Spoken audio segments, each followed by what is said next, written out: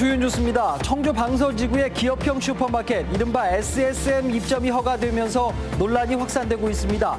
대형 유통 매장의 지역 상권 출점을 무조건 틀어막는 것이 전통시장을 보호하는 방안인지 고민이 필요한 시점입니다. 농협이 쓰지 않고 방치하고 있는 시설이 청년 농부들의 창업 공간으로 탈바꿈했습니다. 청촌 공간이라고 이름 붙여진 전국 1호점이 청주에서 문을 열었습니다.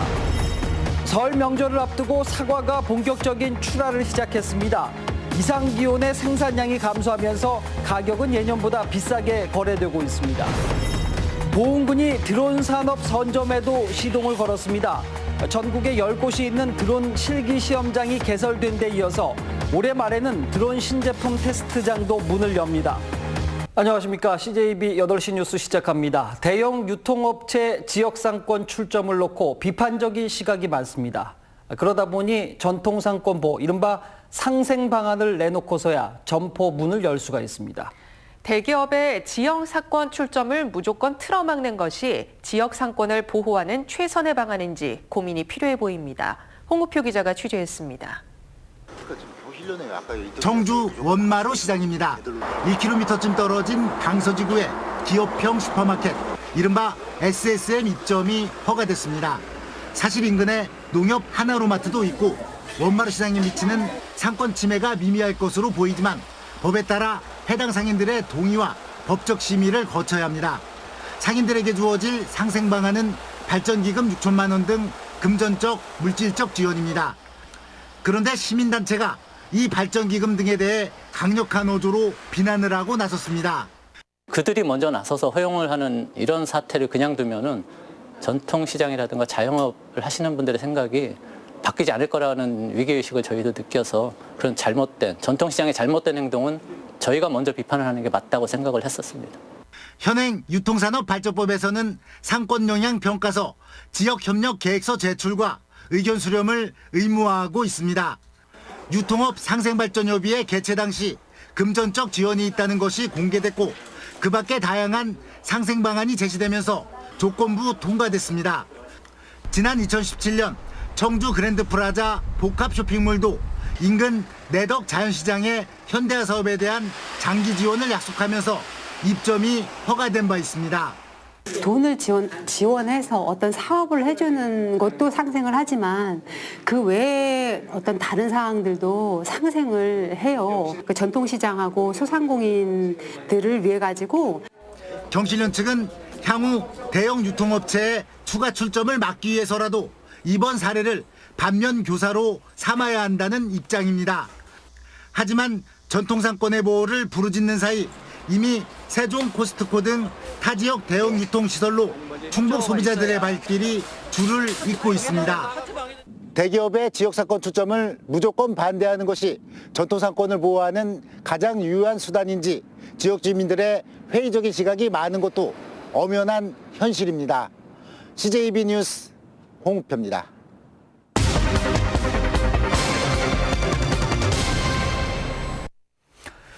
네, CJB는 괴산에서 발생한 의문의 자살 사건에 대해서 연속해서 보도해드리고 있습니다. 취재 결과 자살을 의심할 만한 중요한 정황 증거 2가지가 드러났습니다. 그런데도 경찰은 이를 확인하고도 사건을 자살로 종결했습니다. 정진규 기자가 취재했습니다. 지난 2017년 5월 괴산 지인의 집에서 숨진 채 발견된 홍윤표 씨. 당시 홍 씨의 휴대전화엔 사망 추정 시점부터 발견 직전까지 통화와 문자 내역이 없었습니다. 하지만 이 기간 동안 이동통신사 기록엔 통화와 문자, 음성 메시지까지 모두 17건의 내역이 남아 있습니다. 이를 어떻게 이해해야 할까? 서울의 한 데이터 복구업체에선 뜻밖의 이야기를 합니다. 휴대전화 기록을 누군가 영구적으로 삭제했다는 겁니다.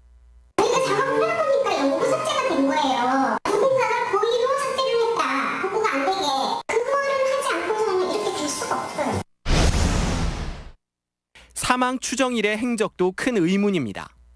취재 결과 홍 씨는 사망 추정일인 5월 10일 대구의 지인을 만나려 했던 것으로 확인됐습니다. 홍 씨는 이날 오전 지인에게 대구로 가겠다는 문자를 발송했고 점심 무렵엔 또 다른 지인에게도 이를 알렸습니다. 그날 대구를 가신다래더라고. 대구. 이어 저녁 무렵엔 대구역으로 마중 나오라며 직접 전화까지 걸었습니다. 경찰 주장대로라면 이후에 자살을 했다는 겁니다. 6시 조금 넘어선가. 그랬더니 9시쯤 아마 동대구에 도착할 거다. 아, 그 얘기를 했어요? 네. 전화로? 네. 영구 삭제된 휴대전화 기록과 의문의 행적. 하지만 경찰은 이를 직접 확인하고도 그해 8월 의문점이 없다며 사건을 자살로 종결했습니다. CJB 뉴스 정진규입니다. 다음 뉴스입니다. 농협이 쓰지 않고 방치하고 있는 시설이 청년 농부들의 창업 공간으로 탈바꿈했습니다.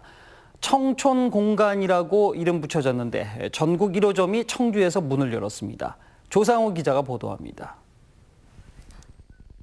청주시 미원면에서 5년째 사과 농사를 짓고 있는 윤복은, 정은혜 부부. 사과와 가공식품을 전시하고 판매할 오프라인 매장이 절실했는데 그 꿈이 이루어졌습니다. 청주시 강내면의 폐장한 하나로마트가 청년 농민들의 창업 공간, 이른바 청촌 공간으로 재탄생했습니다. 사과 가공품을 파는 윤복은 씨를 비롯해 유기농 주스와 전통 장류, 반려동물 간식 등을 파는 6명의 청년 농민 사장이 입점했습니다. 판매장을 갖는다는 게 굉장히 힘들거든요. 근데 거기다가 이게 좋은 공간 안에서 판매장이 있기 때문에 이것만으로도 되게 좀 많은 도움이 되죠.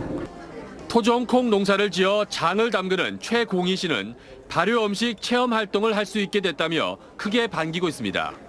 체험 공간이 상당히 필요했었는데 농림부랑 농협에서 이런 공간을 마련해 주셔서 앞으로 체험 활동도 진행할 거예요. 청촌 공간은 농협 유휴 시설을 청년 농민들을 위한 시설로 리모델링하는 것으로 농식품부와 농협이 비용을 절반씩 부담합니다. 강내 농협은 이계호 농식품부 장관 지역구인 전남 영광농협을 누르고 전국 1호점이 됐습니다. 와서 느낀 점은 역시 될 곳이 됐다. 이렇게 생각합니다. 여러분 어떻습니까? 맞습니까? 청년 농민들의 희망 제작소가 될 청촌 공간은 올해 전국적으로 20개 정도 조성될 예정입니다. CJB 뉴스 조상호입니다. 명절을 앞두고 원산지 둔갑 행위가 기승을 부린다는 보도 이맘때면 의뢰하게 되는데요. 이번에도 어김없이 정육점은 물론 떡집까지 양심불량 가게들이 적발됐습니다. 김기수 기자가 단속 현장을 동행 취재했습니다.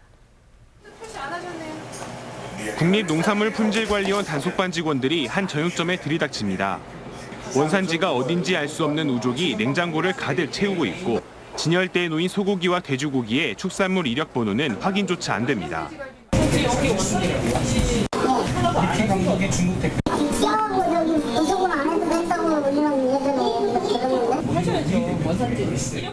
설 명절에 많이 찾는 떡집도 사정은 비슷합니다. 가게 입구 원산지 표시판에 국내산 쌀로만 만들었다고 표시되어 있습니다. 하지만 단속반 직원들이 안쪽 냉장고를 열어 확인하자 중국산 쌀이 섞인 제품들이 나옵니다. 판매하시는 거는 어쨌거나 일괄적으로 이렇게 표시를 하셨잖아요. 이건 잘못 표시하신 거예요. 양곡 도정 날짜를 기입하지 않거나 원산지 표시지가 제대로 보이지 않는 부분도 적발됐습니다. 원산지를 표시하지 않을 경우 최대 1,000만 원 이하의 과태료가 부과되고 거짓 표시의 경우 형사입건 대상입니다. 수요가 많아지는 제수용품, 선물 용품 위주로 단속을 하고 있고 소비자들께서 믿고 안심하고 구입해서 드실 수 있도록 국립농산물품질관리원은 설 명절 전까지 원산지 둔갑 행위를 집중 단속할 예정입니다. CJB 뉴스 김기수입니다. 네, 그런가 하면 설 명절을 앞두고 사과 농가에서는 본격적인 출하가 시작됐습니다. 이상 기온에 생산량이 감소하면서 가격은 예년보다 조금 비싸게 거래되고 있습니다. 장원석 기자입니다. 설 명절 꽃단장을 한 선물용 사과가 출시됐습니다. 선별기를 쉴 새 없이 돌려 생산량을 평소의 3배인 50톤까지 끌어올렸습니다. 설 명절 제수용으로 쓰이는 대과의 경우 이번 주말부터 본격 출하가 시작됩니다. 작황 부진으로 310g 이상의 대과 생산량이 절반으로 줄자 다양한 세트로 소비자들의 관심을 끌고 있습니다. 10단계 세척을 거쳐 밀봉을 한 더 안심 사과를 내놨고 충주 사과와 천안배를 결합한 명품 과일 세트를 선보였습니다. 특히 올해는 교포들의 명절을 겨냥한 5kg 프레샤인 신상품도 첫 수출길에 올렸습니다. 전년도에 각종 자연재해로 인해서 작황이 많이 부진한 상황입니다. 특히 대가 비중이 현저하게 좀 떨어지는 상황입니다. 그래서 올해 명절 때는 중가를 선물용 세트로 개발해서 생산량 감소로 가격은 다소 올랐습니다. 농식품부에 따르면 1월 상순 부사 10kg 가격은 31,907원으로 2, 3주 만에 평균 14% 올랐습니다. 산지 농민들은 자칫 명절 대목 가격 급등이 소비 감소로 이어질지 우려하고 있습니다. CJB 뉴스 장원석입니다. 네, 다음 뉴스입니다. 스포츠 전지훈련 명소로 자리 잡은 보훈군이 드론 산업 선점에도 시동을 걸었습니다. 전국에 10곳이 있는 드론 실기 시험장이 개설된 데 이어서 올해 말에는 드론 신제품 테스트장도 문을 엽니다. 조용관 기자가 취재했습니다. 한국교통공단 소속 평가위원들이 지켜보는 가운데 드론이 떠오릅니다. 제자리에서 5초간 멈추고 360도 돌고 목표 지점까지 날아갔다가 지정 장소에 무사히 착륙합니다. 무게 12kg 이상 드론의 조종 자격증 실기 시험장이 보훈에 전국 10번째로 개설됐습니다. 실생활에 좀 유용하게 사용할 수 있는 쪽으로 전문적으로 활용을 하고 싶어서 자격증을 따게 되었습니다. 실종자 수색 작업도 하고 사람이 올라갈 수 없는 그런 것도 지금 탐지를 하거든요. 그래서 앞으로는 지금보다 더 폭넓게 활용될 것 같습니다. 올해 말에는 60억 원이 투입된 드론 신제품 테스트장도 문을 엽니다. 국토부는 지난 2016년 사내면 신정리 28.3제곱킬로미터를 드론 비행 공역으로 지정했습니다. 오는 5월에는 1회 전국 드론 레이싱 대회를 열고 드론 아카데미도 개원하는 등 드론의 붐 조성에도 나설 방침입니다. 충청북도와 연계하여 드론 산업의 신성장 먹거리를 찾는 데 주력을 할 계획입니다. 전국에서 세 번째로 드론 실기시험과 성능 테스트장을 보유하게 된 보훈군. 4차 산업의 한 축인 드론 산업 선점 경쟁에 뛰어들었습니다. CJB 뉴스 조윤광입니다.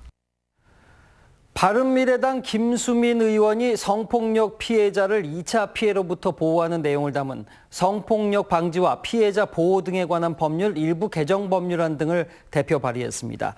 주요 내용은 성폭력 피해자의 신원과 사생활 비밀을 누설한 경우 현행 2년 이하의 징역 또는 500만 원 이하의 벌금에서 5년 이하의 징역 또는 5천만 원 이하의 벌금으로 처벌을 대폭 강화했습니다.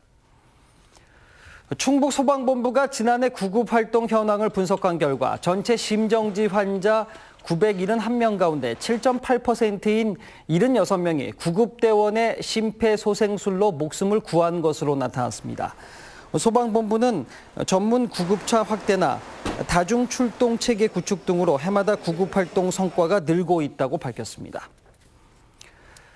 푸른 새마을금고는 성적 우수자와 봉사활동 우수자녀 80여 명에게 2,040만 원의 장학금을 전달했습니다. 푸른 새마을금고는 사회환원 사업의 일환으로 지난 2001년부터 지금까지 1,100여 명에게 모두 2억 3천여만 원의 장학금을 후원해 오고 있습니다. 영동경찰서는 음주운전으로 면허가 취소된 상태에서 또다시 음주운전을 한 43살 김모 씨를 구속했습니다. 김 씨는 지난 5일 영동군 영동읍의 한 도로에서 혈중 알코올 농도 0.134%의 만취 상태로 운전을 한 혐의를 받고 있습니다. 청주지방법원은 음주운전 신고로 출동한 경찰관을 피해 남의 가게에 몰래 들어가 숨은 60대에게 징역 1년을 선고하고 법정 구속했습니다. 과거 음주운전으로 3차례 처벌을 받은 피고인은 지난해 6월 만취 상태에서 자신의 화물차를 운전하다가 신고를 받고 출동한 경찰관을 피해 다른 사람의 점포에 침입한 혐의로 재판에 넘겨졌습니다. 수억 원대의 사기 의혹을 받고 있는 래퍼 마이크로닷의 부모가 변호사를 선임해 피해자들과 합의에 나섰습니다. 네, 수요일 저녁 CJB 8시 뉴스 여기서 모두 마칩니다. 함께해 주신 여러분 고맙습니다.